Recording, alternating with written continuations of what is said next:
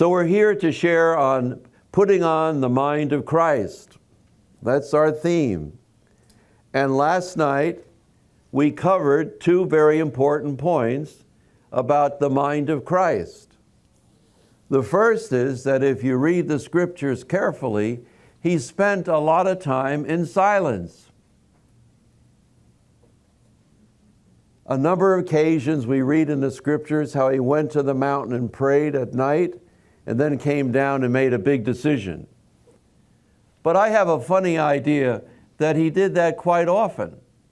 That when the day was done and the disciples settled down, he went off by himself to have some time with his Father, so he had more time to be true to finding out what the will of the Father was for him.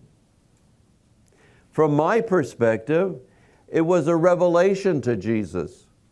Jesus didn't come knowing what was going to happen. He emptied himself of his divinity, not that he'd stopped being divine, and entered fully into becoming a human being. Therefore, when he went about what he was doing, he was, in a certain sense, celebrating the marvelous gift that we celebrate, and that's trust. I don't think we have much problems with our faith.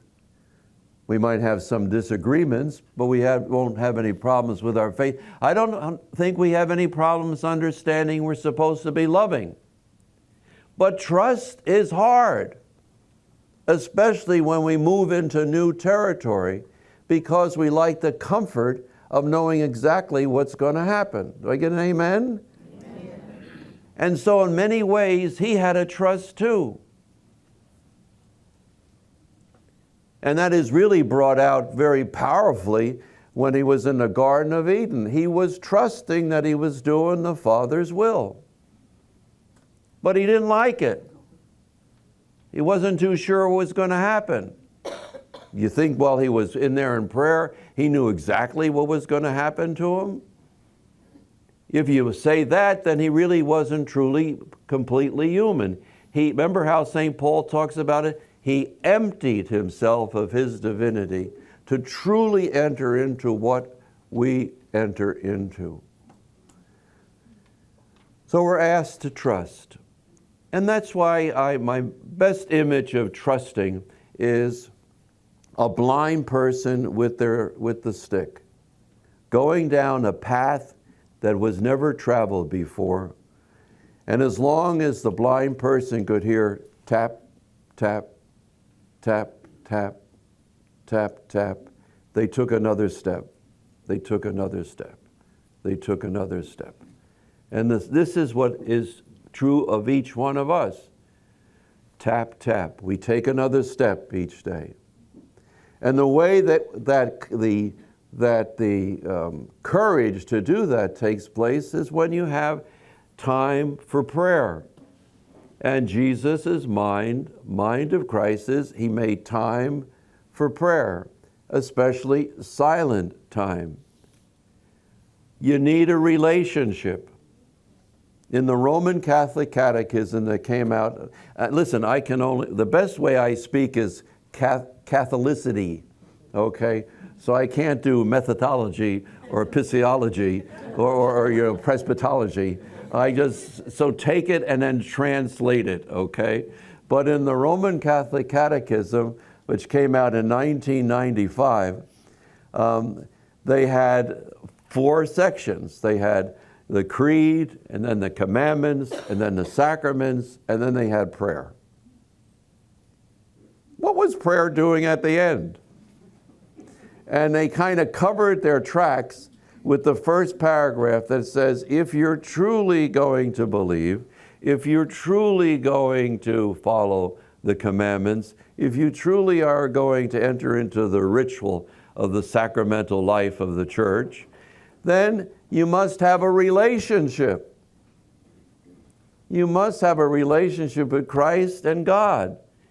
And then it said something very beautiful. Prayer is that relationship. That's the way we bring it to the table. And so Jesus going off in silence was a message to us. His mindset was he prayed. He prayed because he could not continue all the work he had to do unless he had the help of his Father and of the Spirit. Does it make sense? Why don't we celebrate that more in our lives? We usually pray after we mess things up.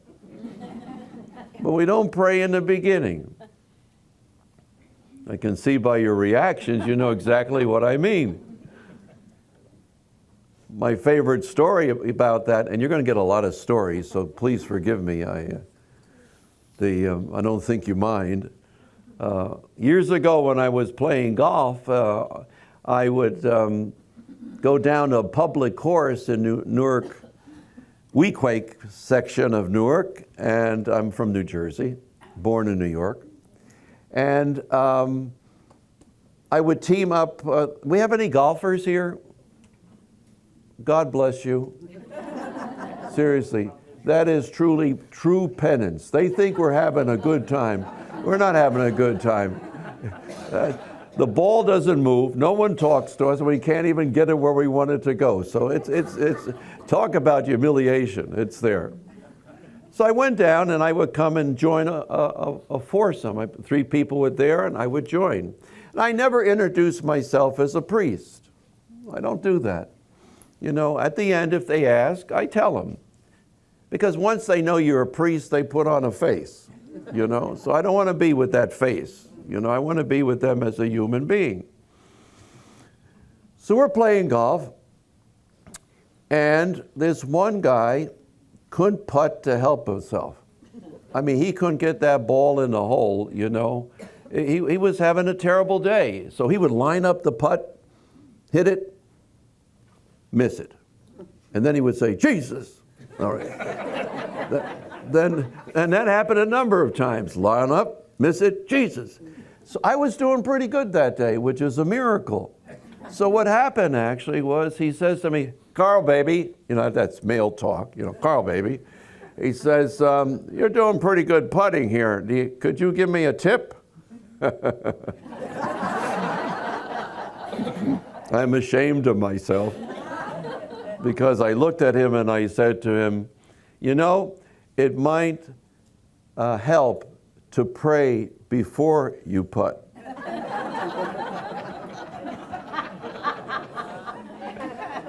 He didn't talk to me for the rest of...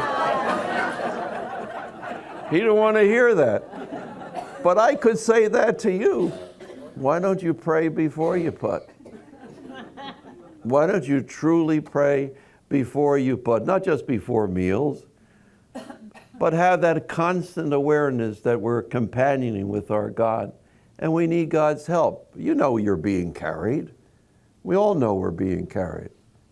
You know, there's no more Superman and Wonder Woman, you know. We're just human beings, you know, that need all the help we can get. Do I get an amen? Amen. The mind of Christ is, he made time to pray, so should we, and he made time to pray in silence.